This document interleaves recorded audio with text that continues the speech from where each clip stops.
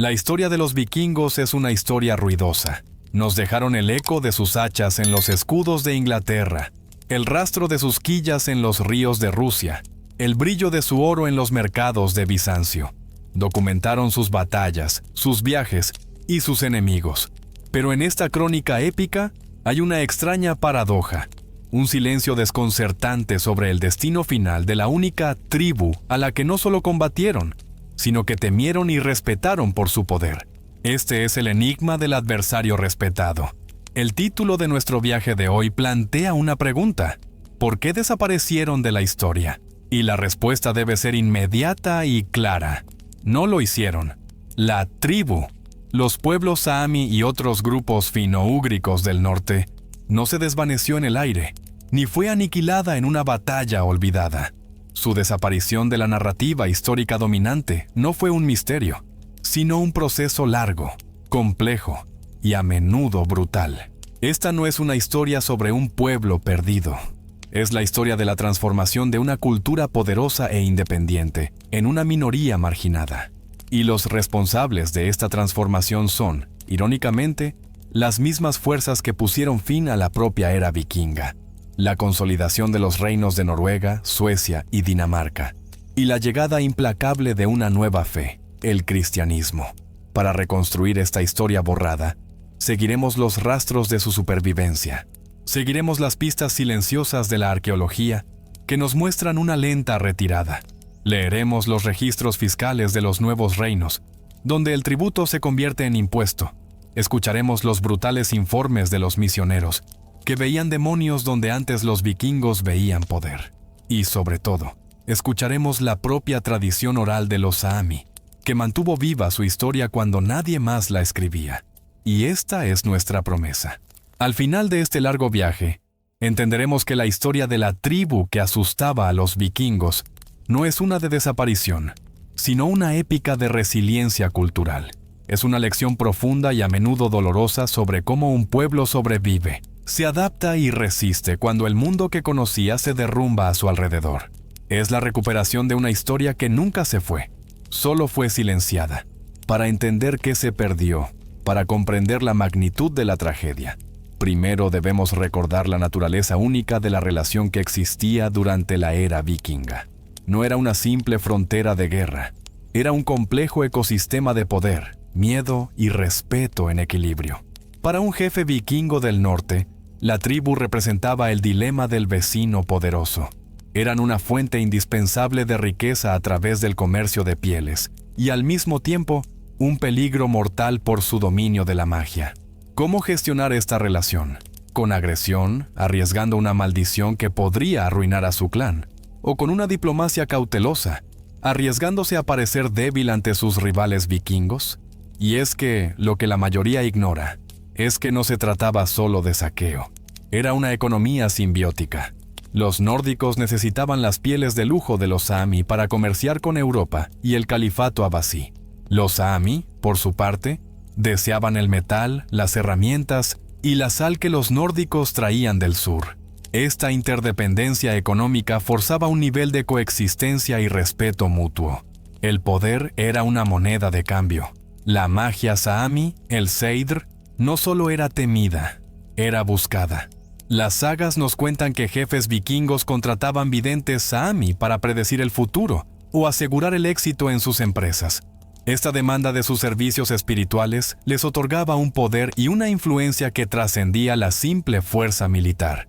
Esta relación es un ejemplo ancestral de cómo el poder blando, la influencia cultural y espiritual, puede equilibrar el poder duro de la fuerza militar.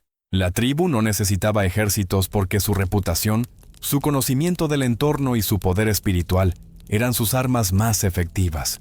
Podemos visualizarlo como el pacto de los lobos y los cuervos. Los vikingos eran los lobos, depredadores que cazaban en manada, el poder de la tierra. La tribu eran los cuervos, observando desde lo alto, poseedores de un conocimiento secreto, el poder del cielo y la visión. No siempre luchaban. A menudo, compartían el paisaje, cada uno consciente y respetuoso del poder único del otro. Pero este pacto entre lobos y cuervos, este ecosistema de poder local, estaba a punto de ser devastado por la llegada de un nuevo depredador al bosque. Un depredador más grande, más lento, pero con un apetito insaciable: el Estado centralizado.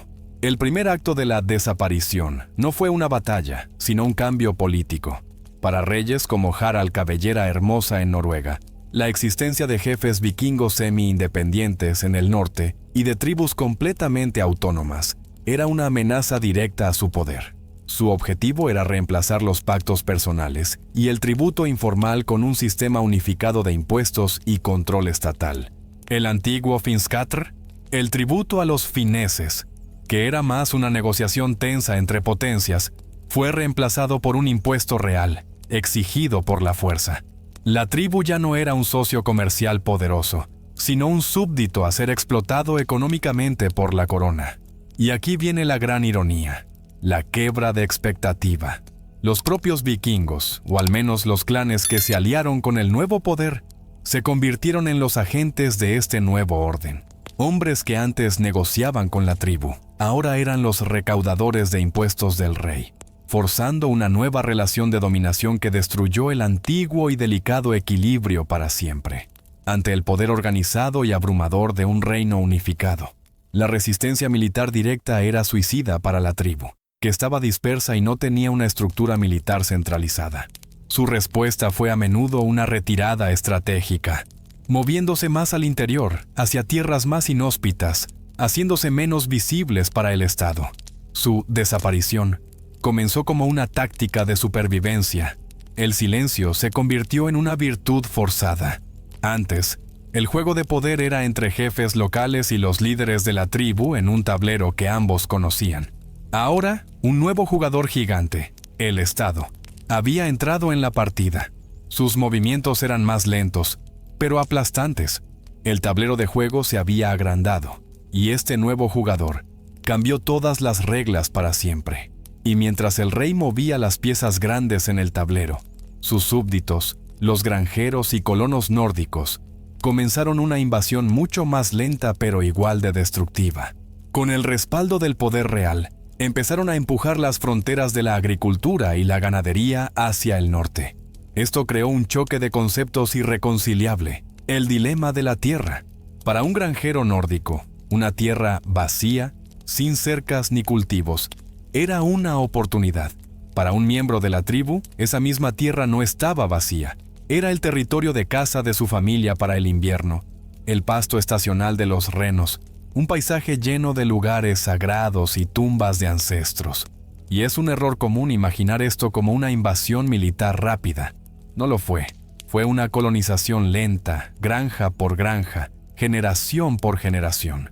Los colonos traían consigo sus leyes, su religión y su forma de vida, desplazando sutil pero implacablemente el mundo indígena que los había precedido.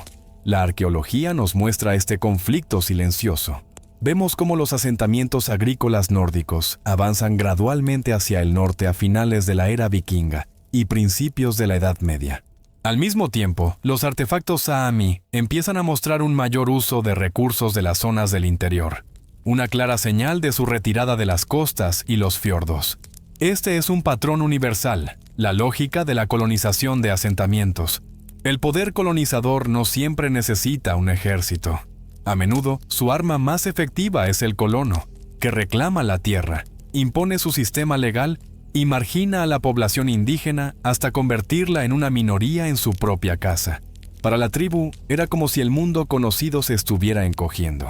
Cada año, el bosque era un poco más pequeño, el ruido de las hachas un poco más cercano, y el espacio para vivir su vida tradicional se reducía inexorablemente. Pero la amenaza no solo venía por tierra, a través de los colonos y sus granjas. La amenaza más existencial llegó desde los cielos, con la llegada de un nuevo dios que no toleraba rivales. La religión de la tribu, con su chamanismo y sus espíritus de la naturaleza, fue declarada enemiga directa de la fe. El conflicto de cosmologías era total. La religión Sáami era animista, viendo lo sagrado en la naturaleza, y cíclica.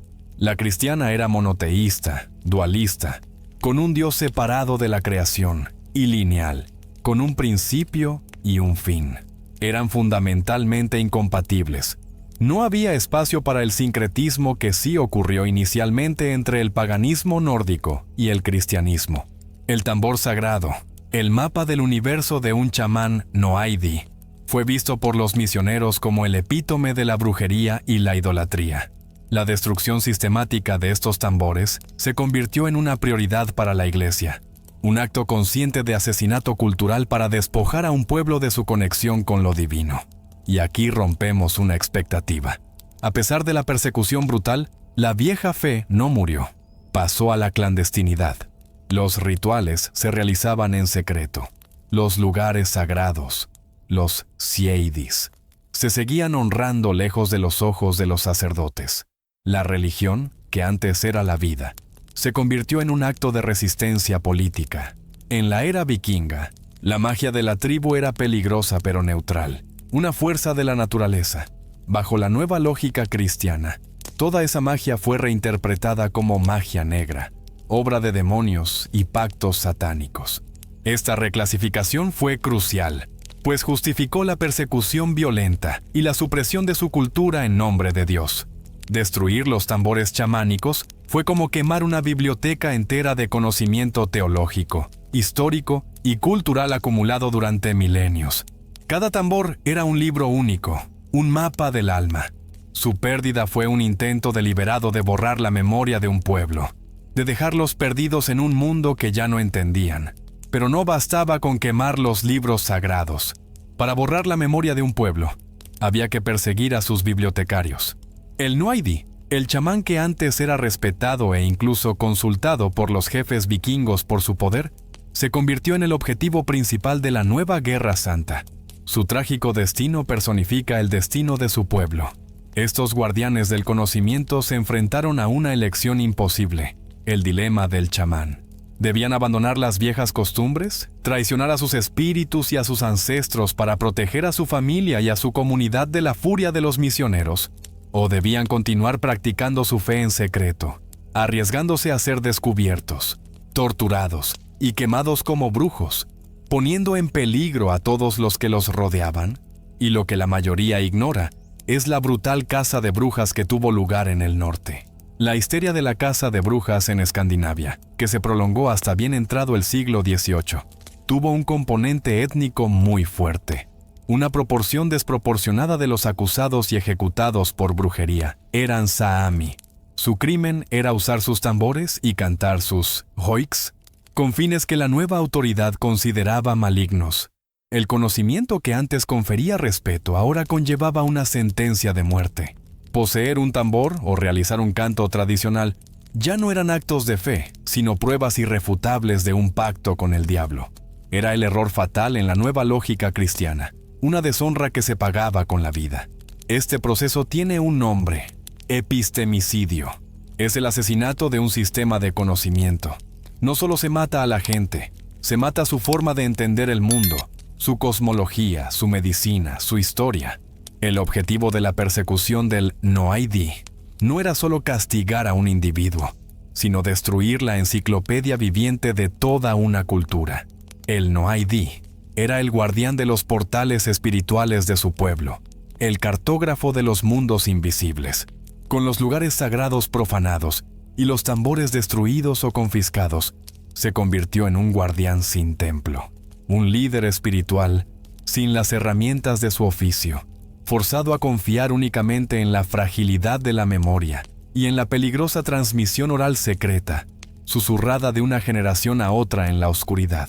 Pero mientras los guardianes de su fe eran perseguidos, el pueblo en su conjunto, frente a la pérdida de sus territorios de caza costeros, no se rindió, se reinventó. Protagonizaron una de las mayores proezas de adaptación del Ártico, el pastoreo de renos a gran escala. Este cambio presentaba el dilema del cazador: pasar de ser un cazador de renos salvajes a ser un pastor de rebaños semidomesticados fue una transformación psicológica y cultural masiva. Implicaba una nueva relación con los animales, un estilo de vida mucho más nómada y una nueva estructura social centrada en la manada. El reno se convirtió en su universo. Proporcionaba comida, pieles para la ropa y el refugio, los labu.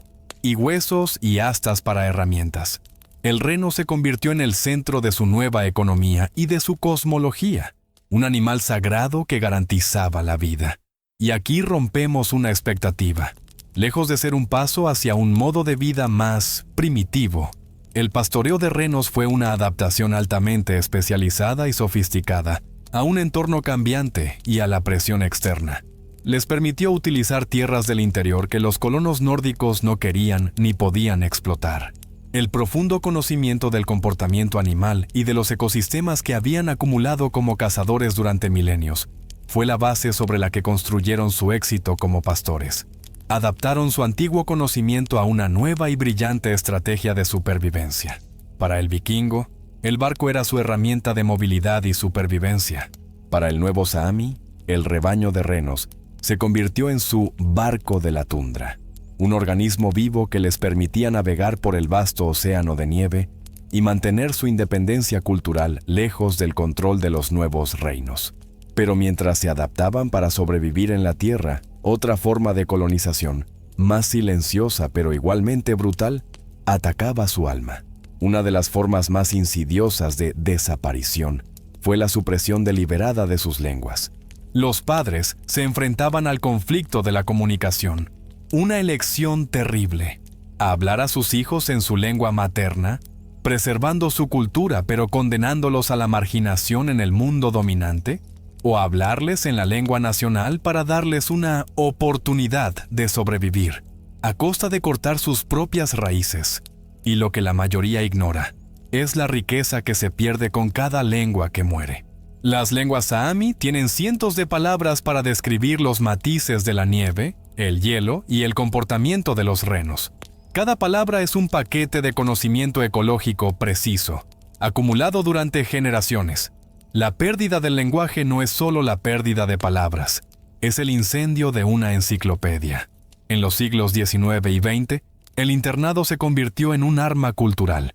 Muchos niños Saami fueron arrancados de sus familias y enviados a internados estatales, donde se les prohibía terminantemente hablar su idioma. Fue una política deliberada y cruel de genocidio cultural. El filósofo Heidegger dijo que el lenguaje es la casa del ser. Cuando pierdes tu lenguaje, pierdes tu hogar conceptual, la forma misma en que tu cultura da sentido al mundo, la estructura de tus pensamientos. Te conviertes en un exiliado en tu propia mente.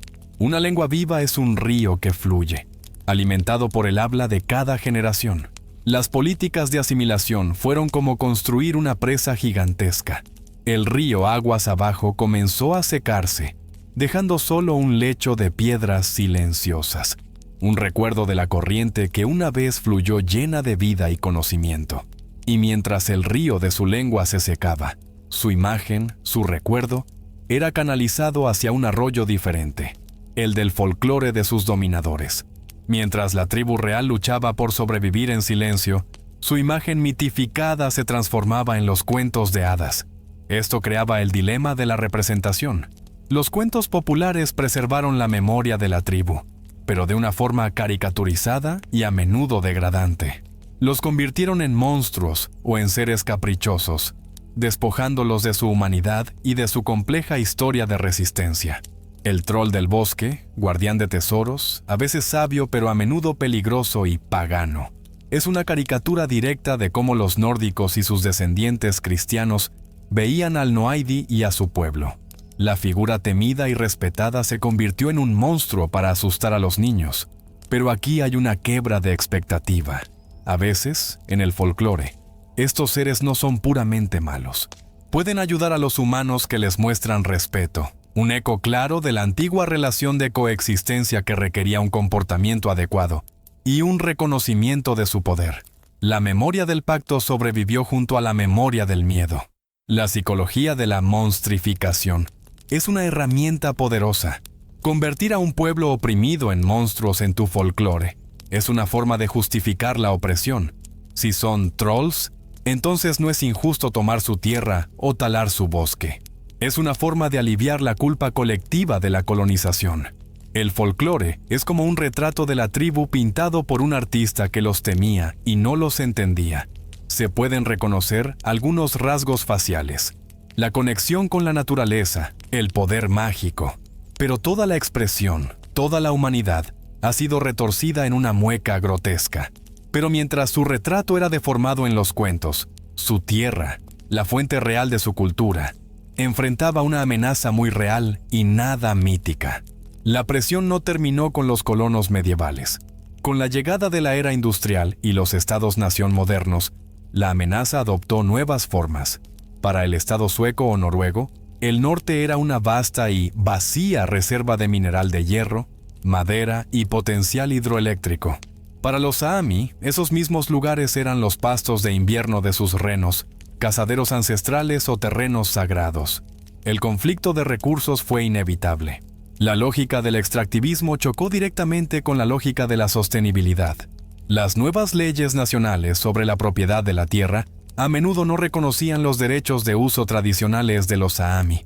Si no tenías un papel firmado, un título de propiedad, la tierra no era tuya, aunque tu familia la hubiera usado durante 2000 años. La ley, antes un concepto lejano, se convirtió en un arma para despojarlos legalmente. Un caso real y paradigmático de este conflicto fue la creación de la gigantesca mina de hierro en Kiruna, Suecia, a principios del siglo XX. Se construyó directamente sobre tierras de pastoreo saami, desplazando a las familias y alterando para siempre las rutas de migración de los renos. Este proceso es un ejemplo clásico de colonialismo interno, donde un Estado-nación trata a una parte de su propio territorio y a su población indígena como una colonia a ser explotada, en lugar de como ciudadanos con los mismos derechos.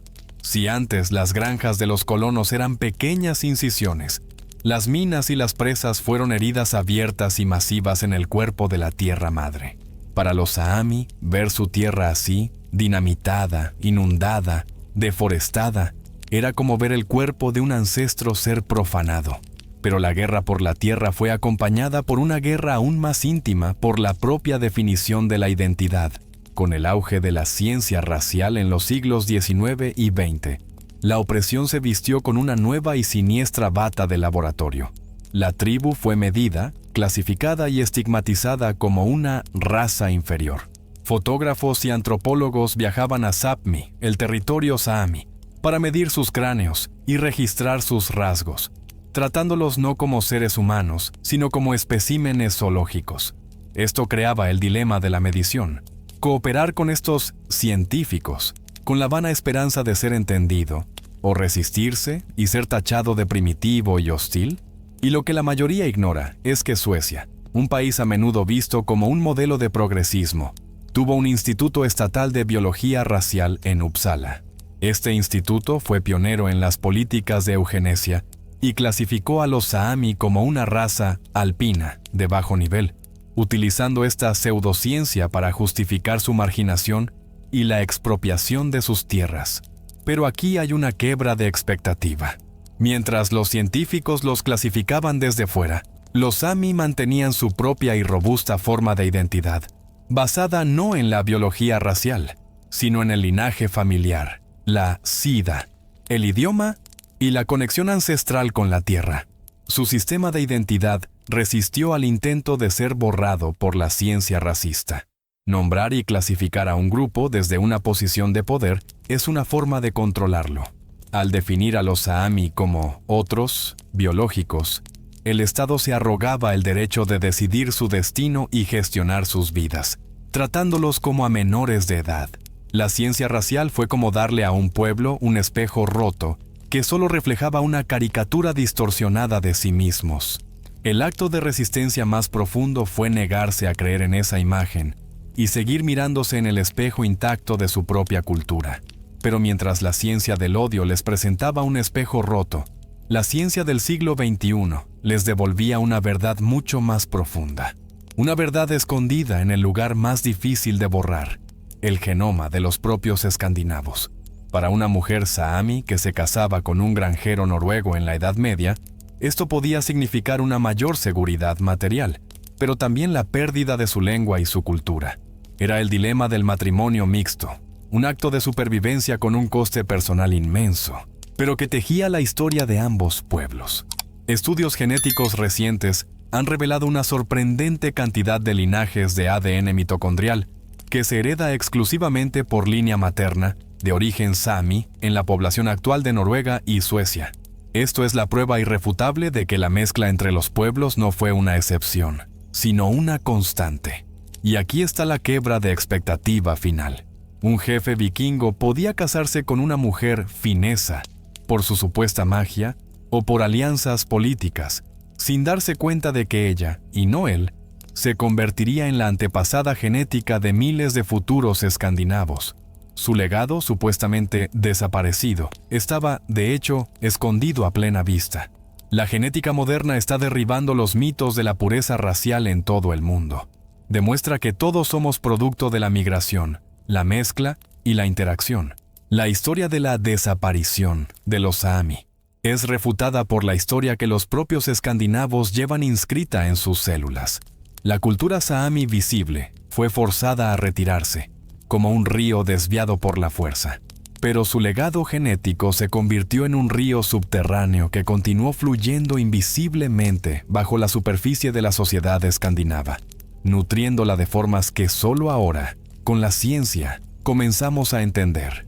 Pero el legado no solo sobrevivió en la sangre, sobrevivió en el arte. ¿Cómo recordaba la propia tribu su larga historia de desaparición? No a través de crónicas de batallas escritas, sino a través de formas de arte sutiles y codificadas que expresaban el dolor, la historia y la resistencia. En un entorno de persecución, la expresión directa del sufrimiento era peligrosa. Esto creaba el conflicto de la expresión.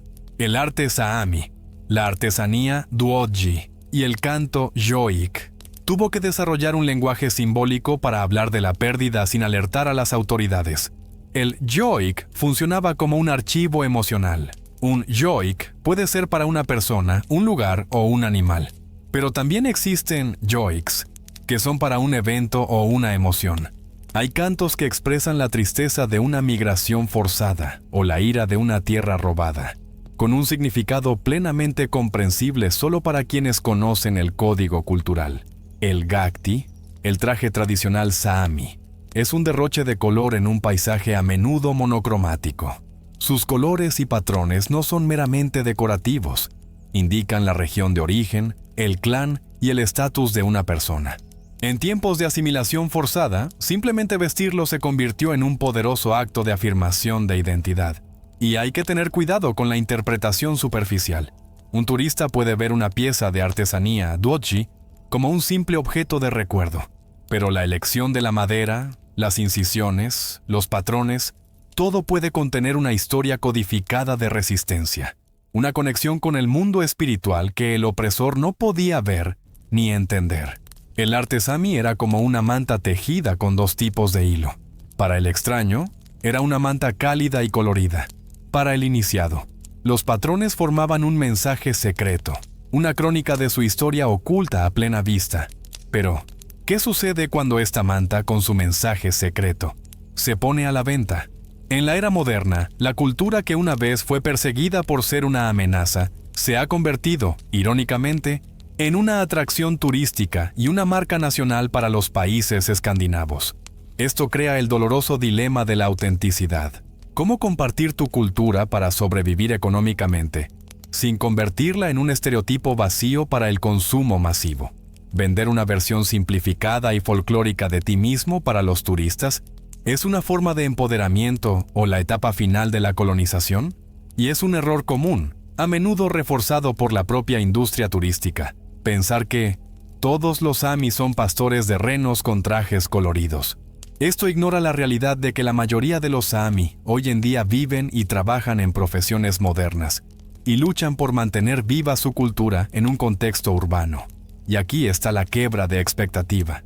Algunos artistas y activistas Sami usan deliberadamente los estereotipos turísticos en su trabajo para subvertirlos, desafiando al público a mirar más allá de la imagen superficial que creen conocer. Usan la caricatura como un arma. Este fenómeno, conocido como autoorientalización, ocurre en muchas culturas indígenas, donde se ven forzadas a realizar una versión de su propia cultura que se ajuste a las expectativas del turista. Es una danza compleja entre la supervivencia económica y la integridad cultural. La cultura saami presentada para el turismo es a veces como una máscara sonriente y colorida. Es hermosa y accesible, pero a menudo oculta el rostro real de un pueblo con una historia compleja y dolorosa, y con luchas políticas y sociales muy presentes. Pero detrás de la máscara sonriente del turismo, una nueva conciencia estaba naciendo. El siglo XX vio el surgimiento de un movimiento político saami organizado, que decidió que ya no serían un retrato deformado en el folclore de otros, sino los autores de su propio futuro. Esto los enfrentó a un conflicto de estrategia. Continuar con la resistencia pasiva y la retirada silenciosa que les había permitido sobrevivir durante siglos, o adoptar las herramientas de su adversario, la política, las leyes, los medios de comunicación, para luchar por sus derechos en el escenario mundial. Fue una transición fundamental de la supervivencia a la autoafirmación. Un caso real que catalizó este movimiento fue la controversia de Alta. A finales de los años 70 y principios de los 80, el plan para construir una presa hidroeléctrica en el río Alta, en Noruega, un río vital para la pesca y el pastoreo de renos saami, provocó protestas masivas. Hubo sentadas, desobediencia civil e incluso una huelga de hambre en Oslo. Aunque la presa se construyó, el evento fue una victoria moral que puso los derechos saami en la agenda nacional e internacional para siempre. El resultado de esta nueva conciencia política fue la creación de parlamentos saami en Noruega, Suecia y Finlandia. Aunque a menudo tienen un poder consultivo limitado, son un reconocimiento oficial y simbólicamente poderoso de los saami como un pueblo indígena con derecho a la autodeterminación. El movimiento saami refleja un cambio global en los movimientos indígenas, un paso de pedir caridad o protección al Estado, a reclamar sus derechos como pueblos soberanos con una conexión inalienable y sagrada a sus tierras. Si la persecución silenció el tambor chamánico, el activismo político fue la forma en que el tambor volvió a sonar. Quizás con un ritmo diferente, ya no para la magia sino para la política, pero una vez más, para reunir al pueblo y desafiar al poder. Y para que este nuevo tambor político tuviera una voz verdaderamente propia, era necesario reconstruir la casa que había sido demolida, su lenguaje. Paralelamente a la lucha política, ha habido un esfuerzo monumental para revitalizar las lenguas saami, que estaban al borde de la extinción. Esto presentó el dilema de la estandarización. Las lenguas saami tienen muchos dialectos distintos. Crear una versión estándar para facilitar la enseñanza en las escuelas, arriesgando la pérdida de la rica diversidad dialectal, o intentar preservar cada dialecto por separado, dificultando la creación de materiales educativos unificados, es un debate complejo y continuo. Inspirados en los maoríes de Nueva Zelanda, una de las técnicas más exitosas ha sido la creación de nidos de lenguaje, o kielipesa. Son guarderías de inmersión total, donde los ancianos hablan a los niños únicamente en saami, transmitiendo la lengua de forma natural y viva a la nueva generación, saltándose la generación que fue silenciada. Y aquí está la quebra de expectativa. Irónicamente, la tecnología moderna, Internet, las redes sociales, las aplicaciones de aprendizaje, se ha convertido en una herramienta poderosa para conectar a la diáspora de hablantes de saami, compartir recursos y crear una comunidad lingüística virtual que trasciende las fronteras geográficas. Recuperar un lenguaje es mucho más que recuperar palabras.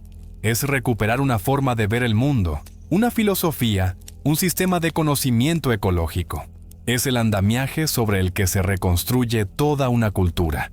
Es la clave de la soberanía mental. Imagina la construcción emocional de este momento.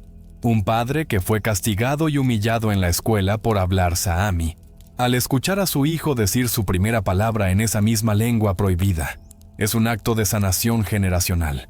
Es una victoria contra un siglo de silencio forzado. Pero reclamar la casa del ser, el lenguaje, no era suficiente. Había que invitar de nuevo a los antiguos habitantes de esa casa. La espiritualidad que fue tan brutalmente suprimida. El renacimiento no sería completo sin una reconexión.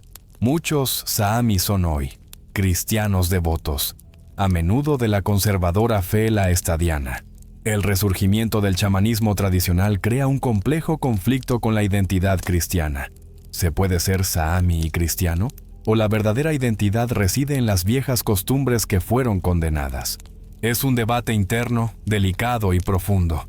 En un acto de sanación histórica, museos de toda Europa están empezando a devolver los tambores chamánicos confiscados a las comunidades saami.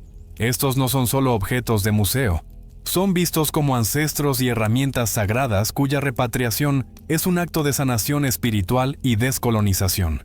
Hoy en día, hay practicantes que están estudiando las fuentes antiguas y las tradiciones orales para reconstruir las prácticas del Noaidi. No pretenden ser una copia exacta del pasado, sino adaptar la antigua sabiduría a las necesidades espirituales del mundo moderno. Pero este renacimiento enfrenta un nuevo peligro. El interés global en el chamanismo también atrae a charlatanes y a una comercialización superficial. La comunidad saami lucha hoy por proteger sus tradiciones sagradas de la apropiación y la trivialización. La espiritualidad saami era como un oso hibernando durante el largo invierno de la persecución. Ahora, con la llegada de una nueva primavera cultural, el oso está despertando lentamente, estirándose y recordando su antigua e indomable fuerza. Y cuando el oso de la espiritualidad despierta, se une al tambor de la política y a la voz recuperada del lenguaje. El resultado final de esta larga historia no es una elegía por un pueblo perdido, sino una celebración de una cultura vibrante y resistente, que está reclamando activamente su lugar en el mundo. Esta nueva visibilidad crea un dilema. Trae consigo reconocimiento y apoyo internacional, pero también un mayor escrutinio, nuevos estereotipos y el riesgo constante de la apropiación cultural. Es una espada de doble filo con la que la cultura saami moderna debe navegar con sabiduría. Los saami han pasado de ser meros objetos de estudio para los antropólogos y historiadores escandinavos a ser los autores de su propia historia. Tienen sus propios intelectuales, sus propios artistas de renombre mundial y sus propios líderes políticos que hablan por sí mismos en el escenario global. Y aquí rompemos la expectativa final. No son un fósil viviente. La cultura saami no está congelada en el tiempo, como una pieza de museo. Es dinámica y moderna. Artistas como la rapera Slim Craze usan el hip hop para hablar de los problemas de la juventud saami, demostrando que la cultura está viva, respirando y en constante evolución. La historia saami demuestra que la resiliencia no es simplemente aguantar pasivamente. Es un proceso activo de adaptación, de innovación, de lucha y de reafirmación constante de la propia identidad frente a presiones abrumadoras. La cultura saami hoy es como una planta que ha logrado brotar a través de una gruesa capa de asfalto de colonización, industrialización y asimilación. Su existencia hoy no es un signo de debilidad o de un pasado perdido. Es una demostración de una fuerza vital indomable.